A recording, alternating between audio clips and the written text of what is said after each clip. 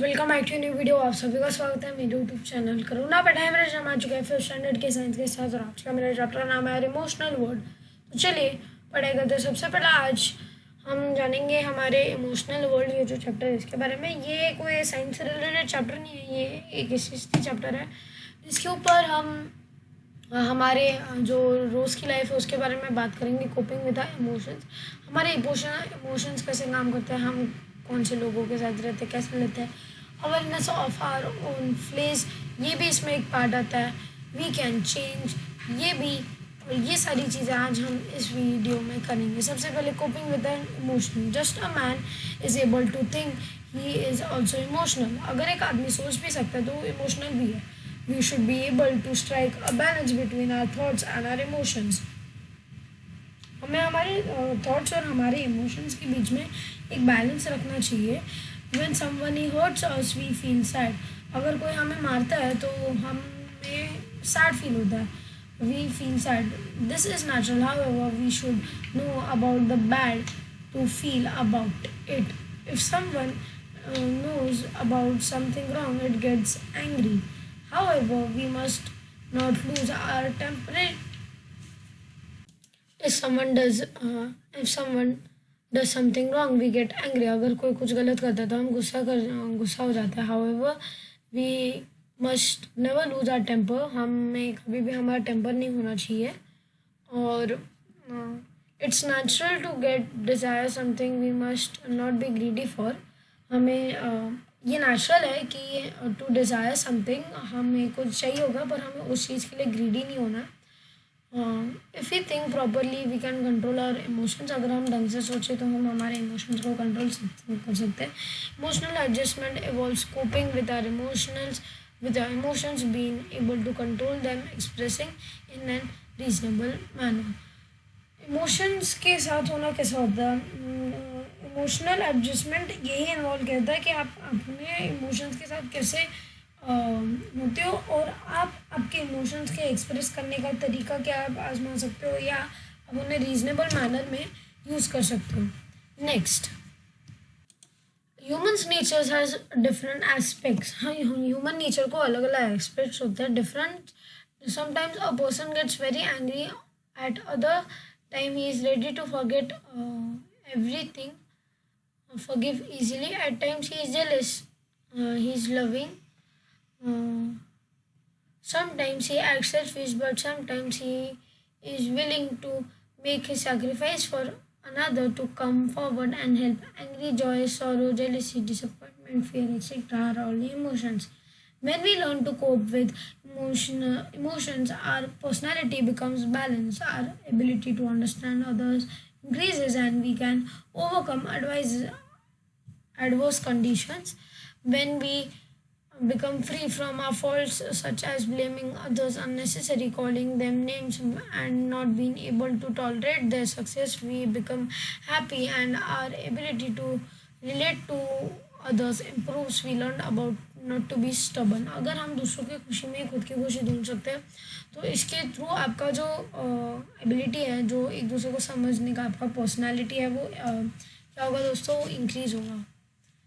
Next, anger is just an emotion, just like happiness और sadness. All of us get angry about sometimes, at some point of time we get angry if someone does not happen according to our wishes, if we are insulted. Similarly, we get angry if we are seen sometimes being ill-treated. If we get angry often, or if we cannot control our anger, it can have many adverse effects on our body and our mind.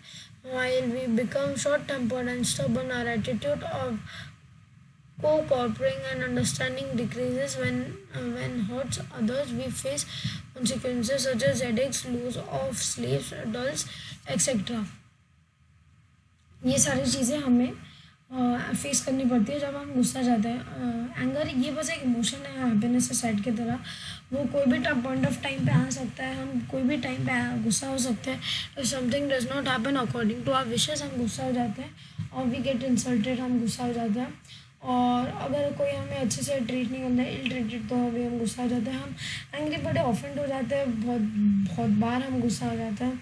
और हमारे control को और हमारे अंगों को control करना और हमारे बॉडी पे एडवर्स इफेक्ट पड़ता है अगर हम उसे कंट्रोल कर लिए तो we become short tempered and stubborn. अगर हम हमारे एंगर को कंट्रोल नहीं कर पाए तो हम शॉर्ट टेम्पर और स्टबर्न बन जाते हैं। छोटी छोटी बात पे गुस्सा हो जाना या स्टबर्न, छोटी छोटी बात पे झगड़ा करना। Our attitude of coping and understanding decreases, and when hurt others, we face consequences such as headaches, loss of sleeps, and dulls.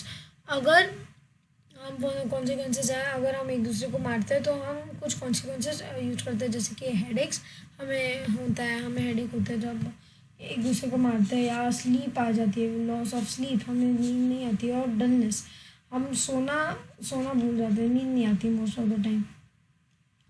तो अभी यहाँ पे कुछ सिनेरियोज दिए गए हैं जिसको आप दोनों को मिलके आंसर करना है, आपको मुझे। हाँ, तो छाया और Meena usually make equal progress in the studies. The teacher praise Chhaya's essay, this made Meena angry, she decided not to speak छाया।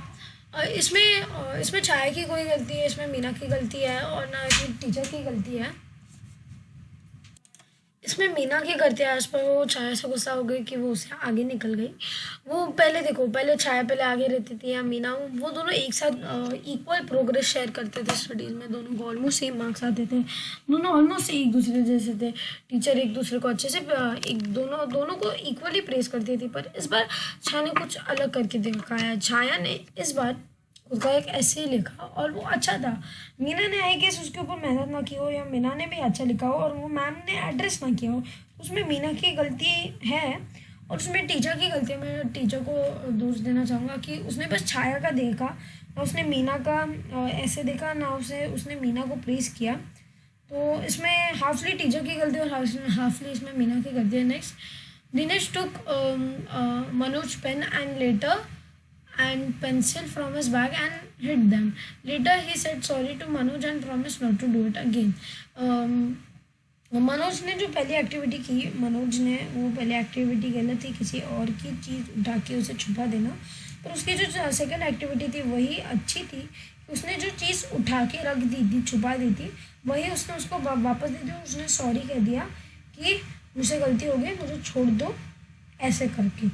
तो ये सॉरी जो उसने कहा उसके बीच में फिर वो ये दिखाया जाता है कि मनोज जो उसने गलती की थी वो उस गलती के लिए सॉरी है, उसे बुरा लग रहा है जो उसने किया।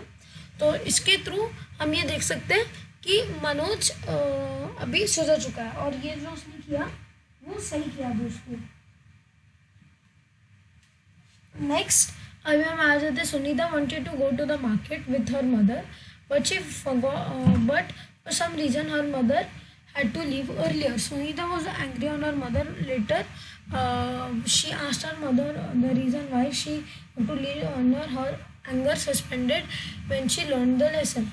हाँ, तो इसमें ये कोई नॉर्मल है, ये ज़्यादा लोगों के साथ होते ही रहता है। इस पर मम्मी चली गई गलती से, ये तैयारी हो रही है और पता चला कि उनकी कोई इंपॉर्टेंट मीटिंग आ जाए, तो वो टोटली अंडरस्टैंडिंग है और वो होते रहता है। तो इसमें कोई बात नहीं हुई है, तो ये भी मैं टिक देना चाहूँगा। तो आजकल बस नया हो, आपको वीडियो पसंद आएगा। अगर वीडियो पसंद आएगा, वीडियो को लाइक, वीडियो को शेयर, चैनल को सब्सक्राइब हो। तब तक के लिए गुड बाय।